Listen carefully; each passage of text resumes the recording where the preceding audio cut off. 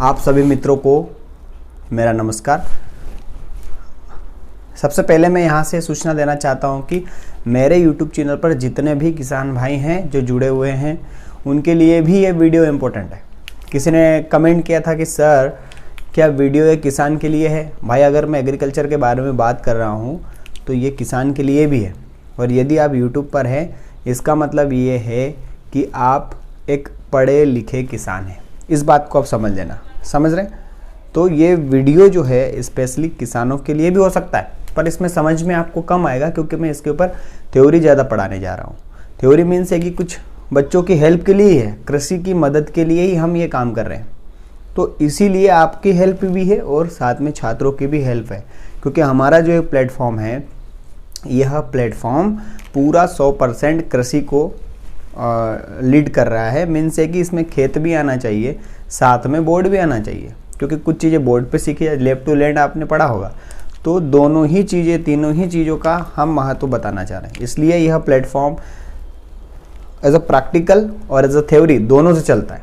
तो पूरा practical theory से बना है ना, थ्योरी और प्रैक्टिकल दोनों का जब हम कॉम्बो बना लेंगे तो हम ग्रेट हो जाएंगे। तो चलिए दोस्तों, आज के वीडियो में हम बात करेंगे आप सभी के साथ एंटोमोलॉजी का बड़ा ही बेसिक। आज हम पढ़ेंगे कि एंटोमोलॉजी और कीट विज्ञान है क्या, और इसमें मैंने कुछ टर्म्स लिखी हैं, टर्म्स के बारे में भी हम आज अध्ययन करेंगे। तो एंटोमोलॉजी में हम क्या क्या अध्ययन करने वाले हैं, तो एंटोमोलॉजी एकदम बेसिक वीडियो है, ठीक है ना। ये बाकी बहुत अच्छे क्वेश्चंस आपको मिलेंगे यहाँ पर। इसमें हम पढ़ेंगे पेस्ट क्या है, ETL EIL क्या है, माउथ पार्ट्स, क्या माउथ पार्ट्स है कीड़े में, टाइप्स ऑफ लार्वी, लार्वी के क्या टाइप्स होते हैं, हेक्सापोडा अरेक्निडा क्या है, या इंसेक्ट बॉडी पार्ट्स, मतलब बॉडी, इंसेक्ट की बॉडी में पार्ट्स क्या होता है, मतलब इंसेक्ट जो है कीड़ा हम जो देखते हैं उस कीड़े में क्या क्या पार्ट्स हो सकते हैं, उसके बारे में अध्ययन करेंगे। इसके बाद हम मेटामॉर्फोसिस के बारे में अध्ययन करेंगे और लास्ट में हम डैमेजिंग स्टेज पर खत्म करेंगे। तो चलिए स्टार्ट करते हैं आज का यह वीडियो। देखो, एंटोमोलॉजी जो है कीट विज्ञान बड़ा ही वृहद है। फसलें खराब होती है, फसलों में कई प्रकार के कीट लगते हैं। कोई रस चूस रहा है, कोई काट रहा है, कोई किसी पत्ती को चूस रहा है या किसी को काट रहा है, कोई नीचे काट रहा है जड़ में, या तो कोई पत्ती को काट रहा है। इसका मतलब ये हुआ कि इंसेक्ट की बात हो रही है यहाँ पर। तो इंसेक्ट को हम बात करें तो ग्रीक वर्ड का ये शब्द है। कौन सी भाषा का शब्द है? ग्रीक भाषा का। इसमें एंटमो और लोगस दो शब्दों से मिलकर बना हुआ है। ग्रीक भाषा के दो शब्दों से मिलकर बना हुआ है एंटोमोलॉजी। अगर आपसे पूछा जाए कि एंटमो का मतलब क्या होता है, तो एंटमो का मतलब होता है cut into section. Cut into section का मतलब होता है कि इंसेक्ट की जो बॉडी होती है वह 3 पार्ट में बटी हुई रहती है। कितने पार्ट में? 3 पार्ट में। अगर हम यहाँ पर ये इंसेक्ट बनाते हैं, आप देख लेना आप कैसा बन रहा है ये। तो इसको जो डिवाइड होता है, ये होता है इसका हेड, यहाँ पर होता है इसका थोरेक्स, ठीक है ना, थोरेक्स समझ लीजिएगा, और यहाँ पर होता है एब्डोमेन, एब्डोमेन, ठीक है ना। तो जो हेड पर होता है, ये इसमें भी 6 पार्ट होते हैं, मतलब हेड जो होता है 6 भागों में बटा हुआ रहता है। थोरेक्स जो होता है वह 3 भागों में बटा रहता है। एब्डोमेन जो होता है 10 से 11 भागों में बटा होता है। फिर इसमें पैर होते हैं, पंख होते हैं, ठीक है ना। तो पैर होते हैं, तो पैर और पंख 3 जोड़ी पैर होते हैं, पंख जो होते हैं वो 2 जोड़ी। इसलिए इसको बोलते हैं कट इनटू सेक्शन, मतलब पूरा जो कीट है बटा हुआ रहता है सेक्शंस में। समझ रहे हैं इस चीज को? इसके बाद लोगस का मतलब होता है स्टडी और डिस्कस। अब हम बात करते हैं क्या है पेस्ट, ठीक है। सो पेस्ट को अगर हम सीधा समझे तो इसका मतलब ये होता है कोई भी एक ऐसा जीव जो हानि पहुंचाता है। एनी ऑर्गेनिज्म विच कैन या who can cause the economic loss, cause the harmful effect in the human, किसी में भी, वो होता है हमारा पेस्ट। पेस्ट में अगर हम बात करते हैं तो पेस्ट में हमेशा आपको एक टर्म मिलेगा, cause the economic loss, cause the economic loss, cause the economic loss। ये जो क्या कहलाता है? ये पेस्ट कहलाता है। क्या कहलाता है? पेस्ट कहलाता है। तो पेस्ट में बात करें तो क्या इंसेक्ट पेस्ट होते हैं? देखो, पेस्ट में सारी चीज़ें आती है, पेस्ट में अकेला इंसेक्ट नहीं आता है, ये आप एक शब्द को ध्यान रखिएगा। पेस्ट में हमेशा इंसेक्ट जो होते हैं हमारे, वो इंसेक्ट के साथ साथ और भी सारे जीव आते हैं। फॉर एग्जाम्पल अगर मैं बात करूँ तो पैथोजेंस जो है हमारे वो भी आते हैं, ठीक है ना, बर्ड्स भी आते हैं। मतलब इतने सारे जीव जो हानि पहुंचाते हैं वो सारे ही पेस्ट में गिने जाएंगे, चाहे वो हानिकारक कीड़ा हो या चाहे वो आपका फंजाई हो, वायरस हो, बैक्टीरिया हो, लाइक बर्ड हो, ये सारे पेस्ट होते हैं। लेकिन पेस्ट के डेफिनेशन में आपको ध्यान रखना है, कॉज द इकोनॉमिक लॉस, मतलब इकोनॉमिक लॉस मतलब हमारी जो इकोनॉमिक्स है उसको अगर नुकसान पहुंचा दे तो वो हमारा पेस्ट हो जाता है। आगे है ETL और EIAL, ये दो टर्म है। क्या है? ETL और EIAL। ETL का फुल फॉर्म है economic threshold, economic threshold level, और EIL का फुल फॉर्म है इकोनॉमिक इंजुरी लेवल। तो देखो, इकोनॉमिक थ्रेशोल्ड लेवल पर हमेशा जब कीड़ा आ जाता है तो इकोनॉमिक थ्रेशोल्ड लेवल पर हमेशा हम कंट्रोल मेजर्स यूज़ करते हैं। कंट्रोल मेजर्स का यूज मतलब ये होता है कि इकोनॉमिक थ्रेशोल्ड लेवल को हम ऐसे निकालते हैं, एक पौधे को देखते हैं, अगर उसमें 2 से 3 अगर कीड़े हैं तो इस सब कीड़ों का अलग अलग इकोनॉमिक थ्रेशोल्ड लेवल है। तो अगर 2 से 3 कीड़े हैं तो हम इकोनॉमिक थ्रेशोल्ड लेवल पर कंट्रोल मेजर्स को अप्लाई करते हैं। कंट्रोल मेजर मतलब स्प्रे कर देते हैं, इंसेक्टिसाइड जो भी है, पेस्टिसाइड्स है उनका। लेकिन अगर पेस्ट इकोनॉमिक इंजरी लेवल पर चला गया तो इस स्टेज में पेस्ट को मुश्किल है कि उसको हम कंट्रोल कर पाएंगे। इनकी दोनों की डेफिनेशन में आपको बता दूं, इकोनॉमिक थ्रेशोल्ड लेवल की डेफिनेशन में एक टर्म आएगा जहां पर हम कंट्रोल मेजर यूज़ करते हैं, वो होगा हमारा economic threshold level. Economic threshold level is the level where we should apply the all the tactics for the controlling of the insect। समझ रहे हैं? इकोनॉमिक इंजरी लेवल्स का मतलब क्या होता है? It is the lowest density of a paste who can cause the economic damage in the paste. Thank you. तो ETL और EIL आपको समझ में आएगा। ETL जो होता है वहां पर हमको फंजीसाइड, इंसेक्टिसाइड, कंट्रोल मेजर्स जो होते हैं उनको हमें स्प्रे करना होता है। और EIL जब इकोनॉमिक इंजरी लेवल हो जाता है, मीन्स ये कि जब ग्राफ आपका इस तरह से रहता है, यहाँ पर ETL है, यहाँ पर EIL है, यहाँ पर ETL है और यहाँ पर GEP होता है। तो जब इंसेक्ट की डेंसिटी बढ़ती है, तो जब इंसेक्ट यहाँ आ जाए, मतलब जो नंबर ऑफ कीड़े खेत में बढ़ते हैं और जब हम उसको ETL पर कंट्रोल नहीं करते हैं तो वह EIL पर पहुँच जाता है। और जब EIL पर पहुंच गया तो फिर आप उसको नहीं कंट्रोल कर पाएंगे और आपको जो आपकी इकोनॉमिक लॉस है वो होना ही होना है। ठीक है। अगला है माउथ पार्ट्स। देखिए, मेनली जो होते हैं कीड़ जो होते हैं, एक प्रकार के मुंह में पार्ट्स होते हैं। मीन से कुछ कीड़े ऐसे होते हैं, फॉर एग्जांपल हम हनी बी की बात करें तो हनी बी में लैप्सिंग एंड चेविंग टाइप के माउथ पार्ट्स होते हैं हनी बी में। अगर हम कोलेप्टेरा ऑर्डर की बात करें या लेपिडोप्टेरा ऑर्डर की बात करें तो वहाँ पर बाइटिंग और चेविंग टाइप के माउथ पार्ट्स होते हैं। कौन कौन से होते हैं? बाइटिंग या chewing, biting and chewing type के माउथ पार्ट्स होते हैं। दूसरा पियर्सिंग एंड सकिंग टाइप के माउथ पार्ट्स होते हैं। ठीक है ना। लैप्सिंग एंड चेविंग टाइप के माउथ पार्ट्स होते हैं। इन माउथ पार्ट्स के माध्यम से ही अपने इंसेक्ट जो होता है लीफ से या तो सक करेगा, जिसको पर्सिंग एंड सकिंग टाइप होता है, वो आपने देखा होगा एक इंजेक्शन जो लगाता है डॉक्टर, तो वह इसी आधार पर काम करता है। तो पियर्सिंग एंड सकिंग टाइप के माउथ पार्ट जितने भी हेमिप्टेरा ऑर्डर के इंसेक्ट होते हैं, हेमिप्टेरा ऑर्डर के सारे इंसेक्ट्स में पियर्सिंग एंड सकिंग टाइप के माउथ पार्ट्स पाए जाते हैं। इसके बाद बाइटिंग एंड चेविंग टाइप की हम बात करें तो जितने भी कैटरपिलर्स हैं, सारे कैटरपिलर्स में बाइटिंग और चेविंग टाइप के माउथ पार्ट्स पाए जाते हैं। नेक्स्ट है टाइप्स ऑफ लार्वी। देखो, लार्वी के 4 प्रकार होते हैं।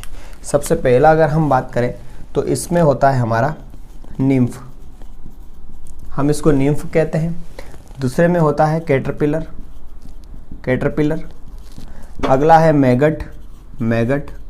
मतलब ये कि टाइप्स ऑफ लार्वी जब बात करें तो निम्फ होता है, कैटरपिलर होता है, मैगट होता है और ग्रब होता है। मतलब जब आपसे कोई प्रश्न पूछे कि टाइप्स ऑफ लार्वी क्या है तो 4 प्रकार की होती है। कितने प्रकार की होती है? 4 प्रकार की। नंबर 1 निम्फ, कैटरपिलर, मैगट और ग्रब। निम्फ किस में पाया जाता है? तो निम्फ जो है हेमिप्टेरा ऑर्डर के जो सारे इंसेक्ट होते हैं उनमें जो पाया जाएगा वह निम्फ पाया जाएगा।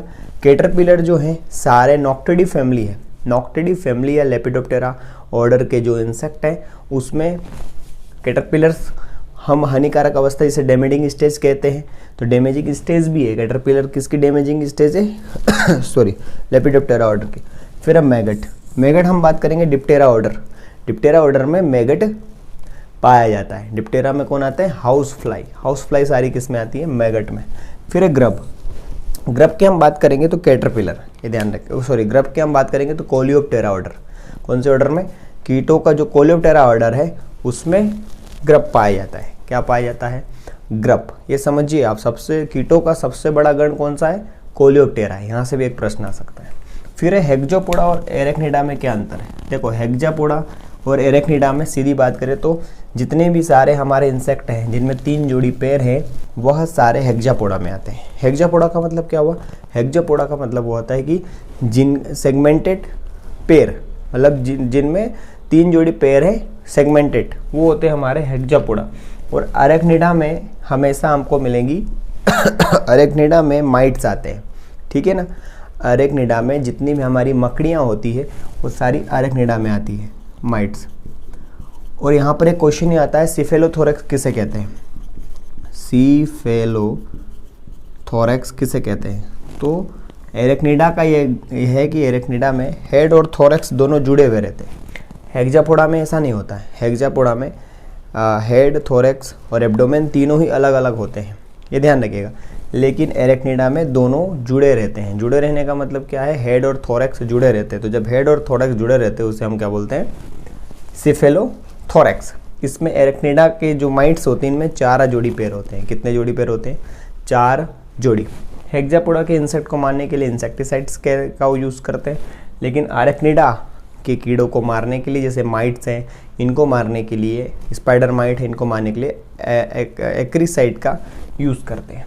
आधे इंसेक्ट बॉडी पार्ट्स। देखो, इंसेक्ट की बॉडी में हमने एक तो हेड पढ़ लिया, नंबर 1 होता है हेड, नंबर 2 होता है थोरैक्स, नंबर 3 होता है एब्डोमेन, और फिर आपके इसका माउथ पार्ट बहुत महत्व, जिसमें होती है मैग्जिली। क्या होती है? मैग्जिली।